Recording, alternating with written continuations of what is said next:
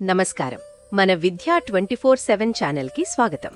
6వ తరగతి నుంచి 10వ తరగతి వరకు పాఠ్యాంశాలన్నీ తెలుగులోనే స్పష్టంగా, సులభంగా అర్థమయ్యేలా వివరించడం మా ధ్యేయం. స్కూల్ పరీక్షలైనా, ఫైనల్ అసెస్మెంట్స్ అయినా, ఎస్ఎస్సి బోర్డు పరీక్షలైనా మీ విజయాలకి కావాల్సిన పూర్తి మార్గదర్శకత ఇక్కడే లభిస్తుంది. ఇక ఈరోజు పాఠంలోకి వెళ్ళిపోదాం. హాయ్ పిల్లలు, అందరికీ నమస్కారం. 7వ తరగతి గణితం క్లాస్కి స్వాగతం. మన చుట్టూ చూస్తే పెద్ద పెద్ద బిల్డింగ్స్ నుంచి రైలు పట్టాల దాకా ఎక్కడ చూసినా మనకు లైన్స్ మరియు యాంగిల్స్ కనిపిస్తాయి కదా. ఈరోజు మనం జామెట్రీలో చాలా ముఖ్యమైన ఈ లైన్స్ అండ్ యాంగిల్స్ అనే చాప్టర్ గురించి వివరంగా తెలుసుకోబోతున్నాం. ఇది మన చుట్టూ ఉన్న షేప్స్ని అర్థం చేసుకోవడానికి చాలా బాగా హెల్ప్ అవుతుంది. సరే, ఈరోజు క్లాస్లో మనం ఏమేం టాపిక్స్ కవర్ చేస్తామో ఒకసారి క్విక్గా చూసేద్దాం. ఫస్ట్ కొన్ని బేసిక్ విషయాలు గుర్తు చేసుకుందాం. తర్వాత రకరకాల పేర్స్ ఆఫ్ యాంగిల్స్ గురించి తెలుసుకుందాం. ఆ తర్వాత ప్యారలల్ లైన్స్ మరియు ట్రాన్స్వర్సల్స్ టాపిక్లోకి వెళ్దాం. కొన్ని ఎగ్జాంపుల్స్ చూసి మీకోసం కొన్ని ప్రాక్టీస్ క్వశ్చన్స్ కూడా సాల్వ్ చేద్దాం. లాస్ట్లో నేర్చుకున్నవన్నీ ఒకసారి సమరైజ్ చేసుకుందాం. అయితే ఇంకెందుకు ఆలస్యం, స్టార్ట్ చేద్దామా? రైట్, మనం మొదలు పెట్టబోయే ముందు జామెట్రీకి బేసిక్స్ అయిన కొన్ని ముఖ్యమైన విషయాలని ఒకసారి గుర్తు చేసుకుందాం. ఇవి మన చాప్టర్కి ఫౌండేషన్ లాంటివి అన్నమాట. మొట్టమొదటిది పాయింట్, అంటే ఒక చుక్క. సింపుల్గా చెప్పాలంటే స్పేస్లో ఒక పర్ఫెక్ట్ లొకేషన్. దీనికి సైజ్ అంటే పొడవు, వెడల్పు లాంటివి ఏమీ ఉండవు, జస్ట్ దాని పొజిషన్ మాత్రమే ఉంటుంది. మనం దీన్ని ఒక డాట్తో చూపిస్తాం. Next line. ఒక లైన్ అంటే ఏంటి? అది చాలా చుక్కలని ఒకే సరళ మార్గంలో పెడితే వస్తుంది. దీనికి ఎండ్ అనేది ఉండదు, రెండు వైపులా అలా వెళ్తూనే ఉంటుంది ఇన్ఫినిట్గా. చూడండి యానిమేషన్లో ఇది ఎలా ఎక్స్టెండ్ అవుతుందో. తర్వాత వచ్చేది యాంగిల్. రెండు రేస్ అంటే కిరణాలు ఒకే పాయింట్ నుంచి స్టార్ట్ అయితే వాటి మధ్య ఏర్పడేదే యాంగిల్. ఆ కామన్ పాయింట్ని మనం వర్టెక్స్ అంటాం. యాంగిల్స్ని డిగ్రీస్లో కొలుస్తాం కదా. ఓకే, బేసిక్స్ రిఫ్రెష్ చేసుకున్నాం. ఇప్పుడు నెక్స్ట్ సెక్షన్కి వెళ్దాం. ఇక్కడ మనం పేర్స్ ఆఫ్ యాంగిల్స్ గురించి తెలుసుకుంటాం, అంటే కోణాల జతల గురించి. జామెట్రీలో ప్రాబ్లమ్ సాల్వ్ చేయడానికి ఇవి చాలా హెల్ప్ అవుతాయి. అచ్చం పజిల్ సాల్వ్ చేయడానికి క్లూస్ లాగా అన్నమాట. First the complementary angles. చాలా సింపుల్.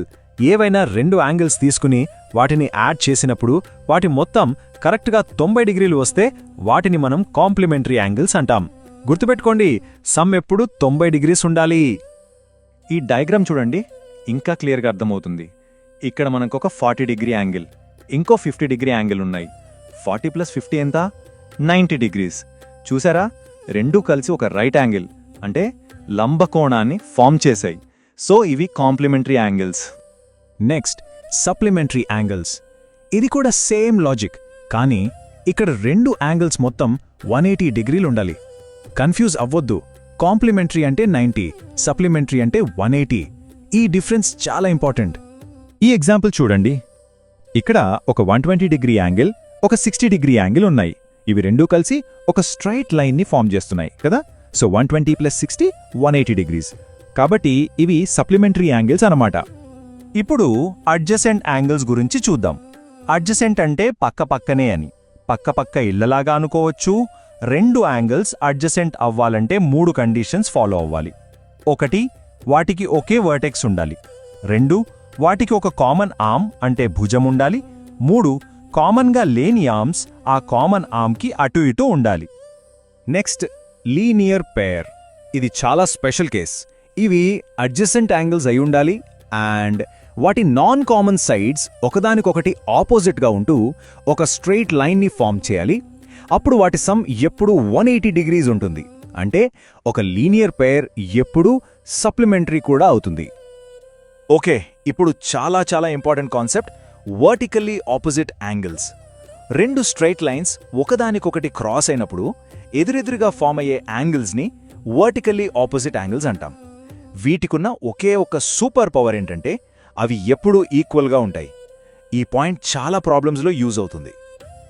ఈ డయాగ్రామ్ చూస్తే మీకు చాలా ఈజీగా అర్థమైపోతుంది. చూడండి, రెండు లైన్స్ క్రాస్ అయ్యాయి. యాంగిల్ ఏకి ఆపోజిట్గా యాంగిల్ సి ఉంది. సో అవి రెండు ఈక్వల్. అలాగే యాంగిల్ బికి ఆపోజిట్గా యాంగిల్ డి ఉంది. కాబట్టి అవి కూడా ఈక్వల్. సరే, ఇప్పటిదాకా మనం ఫౌండేషన్ అంతా వేసుకున్నాం. ఇప్పుడు మనం ఈ చాప్టర్లో అసలైన మెయిన్ ఈవెంట్కి వచ్చేసాం. అదేంటంటే ప్యారలల్ లైన్స్ అండ్ ట్రాన్స్వర్సల్స్. రెండు ప్యారలల్ లైన్స్ని ఒక ట్రాన్స్వర్సల్ కట్ చేసినప్పుడు ఏం జరుగుతుందో చూద్దాం. రెడీనా? ఈ డయాగ్రామ్ని చాలా జాగ్రత్తగా గమనించండి. ఇక్కడ ఎల్, ఎం అనేవి రెండు ప్యారలల్ లైన్స్ అంటే సమాంతర రేఖలు. వాటిని టీ అనే ఒక ట్రాన్స్వర్సల్ అంటే తిర్యక్ రేఖ కట్ చేస్తుంది. దీనివల్ల మనకు మొత్తం 8 యాంగిల్స్ ఫామ్ అయ్యాయి. నెక్స్ట్ కొన్ని స్లైడ్స్ మనం ఈ డయాగ్రామ్ గురించే మాట్లాడుకోబోతున్నాం. ఓకే, ఆ 8 యాంగిల్స్లో ఏవేవి ఏ రకమో చూద్దాం. ఇంటీరియర్ యాంగిల్స్ అంటే ప్యారలల్ లైన్స్కి లోపల ఉన్నవి. అవి యాంగిల్ 3, 4, 5, 6. ఎక్స్టీరియర్ యాంగిల్స్ అంటే బయట ఉన్నవి 1, 2, 7, 8. ఇప్పుడు జతలుగా చూద్దాం. కరెస్పాండింగ్ యాంగిల్స్ అంటే సేమ్ పొజిషన్లో ఉన్నవి 1, 5, 2, 6, 3, 7, 4, 8. తర్వాత ఆల్టర్నేట్ ఇంటీరియర్ యాంగిల్స్ 3, 6 మరియు 4, 5. అలాగే ఆల్టర్నేట్ ఎక్స్టీరియర్ యాంగిల్స్ 1, 8 మరియు 2, 7. లాస్ట్గా interior angles on the same side of the transversal అంటే ట్రాన్స్వర్సల్కి ఒకే వైపున లోపల ఉన్న యాంగిల్స్ 3, 5 మరియు 4, 6. ఇక్కడ ఒక చాలా ఇంపార్టెంట్ రూల్ ఉంది. మనం ఇప్పుడు చెప్పుకున్న ప్రాపర్టీస్ అన్నీ ఆ లైన్స్ ప్యారలల్గా ఉన్నప్పుడు మాత్రమే వర్తిస్తాయి. అవేంటంటే కరస్పాండింగ్ యాంగిల్స్ ఈక్వల్గా ఉంటాయి, ఆల్టర్నేట్ ఇంటీరియర్ యాంగిల్స్ కూడా ఈక్వల్, ఆల్టర్నేట్ ఎక్స్టీరియర్ యాంగిల్స్ కూడా ఈక్వలే. కానీ ఒక interior angles on the same side of the transversal మాత్రం ఈక్వల్ కాదు. అవి సప్లిమెంటరీగా ఉంటాయి. అంటే వాటిని యాడ్ చేస్తే 180 డిగ్రీస్ వస్తుంది.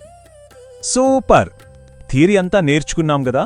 ఇప్పుడు మనం దాన్ని యాక్షన్లో పెడదాం. కొన్ని ఎగ్జాంపుల్ ప్రాబ్లమ్స్ సాల్వ్ చేస్తే ఈ రూల్స్ అన్నీ ఎలా వాడాలో ఇంకా బాగా అర్థమవుతుంది.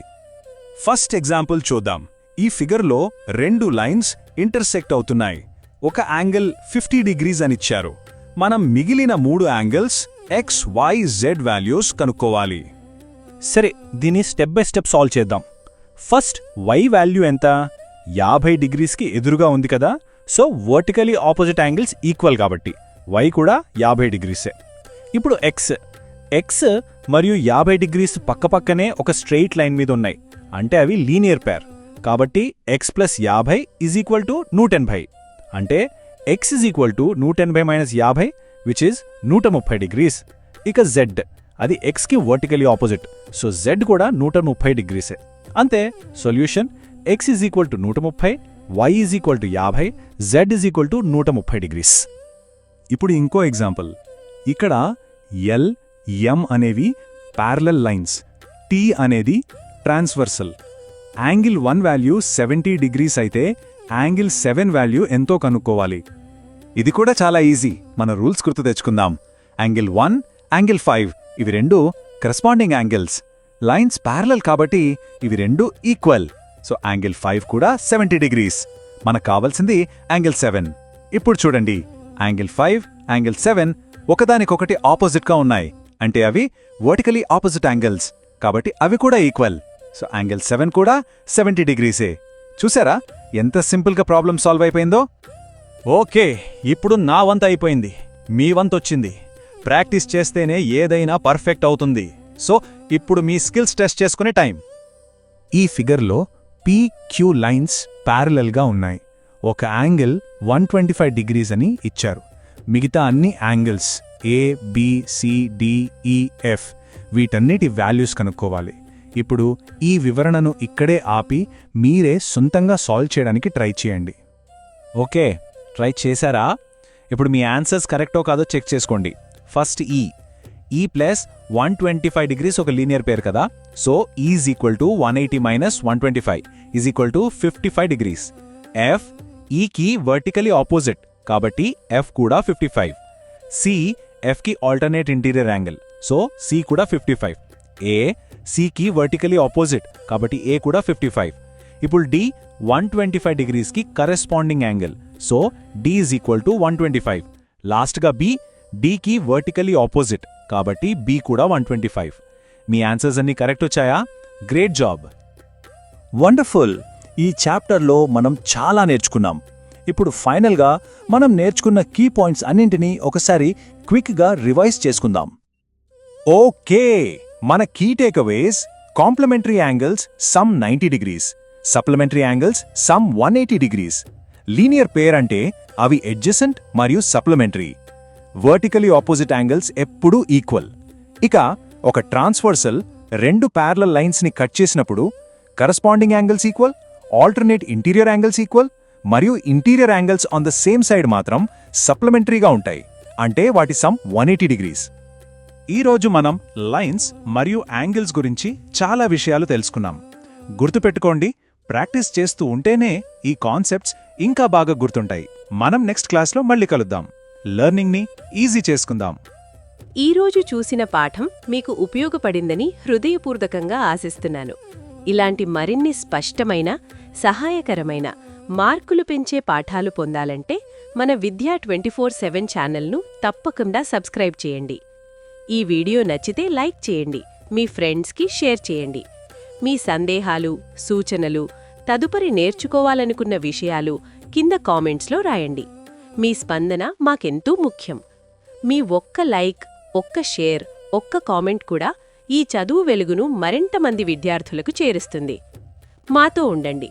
మీ నేర్చుకునే ప్రయాణాన్ని ప్రతిరోజు మరింత బలంగా, మరింత స్పష్టంగా, మరింత ప్రభావవంతంగా మార్చుకుందాం. ధన్యవాదాలు.